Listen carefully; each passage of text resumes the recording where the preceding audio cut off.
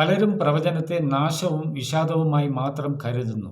എന്നാൽ എല്ലാ പ്രവചനങ്ങളും വിഷാദം ഉണ്ടാക്കുന്നതല്ല. ബൈബിളിലെ പല പ്രവചനങ്ങളും പരമമായും ആവേശമുണർത്തുന്നതുമാണ്.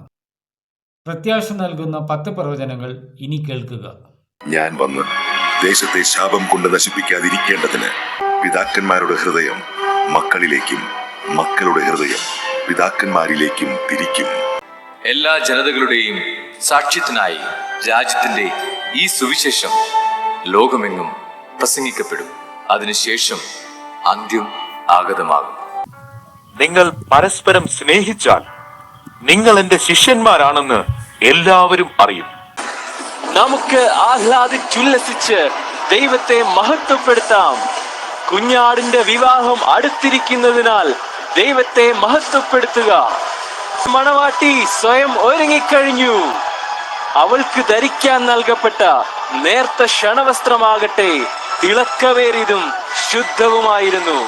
ചിലർ മനസ്സിലാക്കിയിരിക്കുന്നത് പോലെ കർത്താവ് താൻ വാഗ്ദാനം ചെയ്ത കാര്യങ്ങൾ പാലിക്കുന്നതിൽ മാന്ദ്യനല്ല.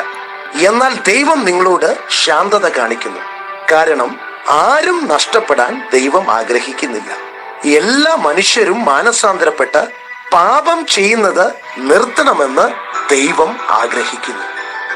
ഇതെല്ലാം സത്യമാണെന്ന് പറയുന്നത് യേശുവാണ്. ഇപ്പോൾ ഞാൻ പറയുന്നു, അതെ, ഞാനിതാ വേഗം വരുന്നു. ആമേൻ. കർത്താവായ യേശുവേ വരിക. നിങ്ങൾ മാനസാന്തരപ്പെട്ട് ദൈവത്തിലേക്ക് മടങ്ങി വരിക. എങ്കിലേ നിങ്ങളുടെ പാപങ്ങൾ പൊറുക്കപ്പെടൂ. അപ്പോൾ ദൈവം നിങ്ങൾക്ക് ആത്മീയ സമാശ്വാസത്തിന്റെ സമയം നൽകും. ദൈവം ക്രിസ്തുവായി തെരഞ്ഞെടുത്ത യേശുവിനെ നൽകും. എല്ലാം വീണ്ടും ശരിയാകും വരെ യേശു സ്വർഗത്തിൽ താമസിക്കുമെന്ന് മാത്രം.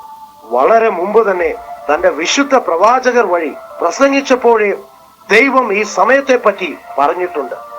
ഈ രാജാക്കന്മാരുടെ കാലത്ത് സ്വർഗസ്ഥനായ ദൈവം ഒരു നാളും നശിച്ചു പോകാത്ത ഒരു രാജ്യത്വം സ്ഥാപിക്കും. ആ രാജ്യത്വം വേറെ ഒരു ജാതിക്ക് ഏൽപ്പിക്കപ്പെടുകയില്ല. അത് ഈ രാജ്യത്വങ്ങളെ ഒക്കെയും തകർത്ത് നശിപ്പിക്കുകയും എന്നേക്കും നിലനിൽക്കുകയും ചെയ്യും. ബുദ്ധിമാന്മാർ ആകാശമണ്ഡലത്തിന്റെ പ്രഭ പോലെയും പലരെയും നീതിയിലേക്ക് തിരിക്കുന്നവർ നക്ഷത്രങ്ങളെ പോലെയും എന്നുവന്നേക്കും പ്രകാശിക്കും. അനേക ജാതികളുടെ ഇടയിൽ ന്യായം വിധിക്കുകയും ബഹുവംശങ്ങൾക്ക് ദൂരത്തോളം വിധി കൽപ്പിക്കുകയും ചെയ്യും.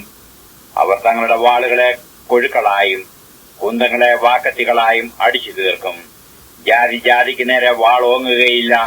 അവർ ഇനി യുദ്ധം അഭ്യസിക്കുകയുമില്ല. അവർ ഓരോരുത്തർ താത്താന്റെ മുന്തിരിവള്ളിയുടെ കീഴിലും അത്തിവൃക്ഷത്തിന്റെ കീഴിലും പാർക്കും. ആരും അവരെ ഭയപ്പെടുത്തുകയില്ല. സൈന്യങ്ങളുടെ യഹോവയുടെ വായ് അത് അരുളി ചെയ്തിരിക്കുന്നു.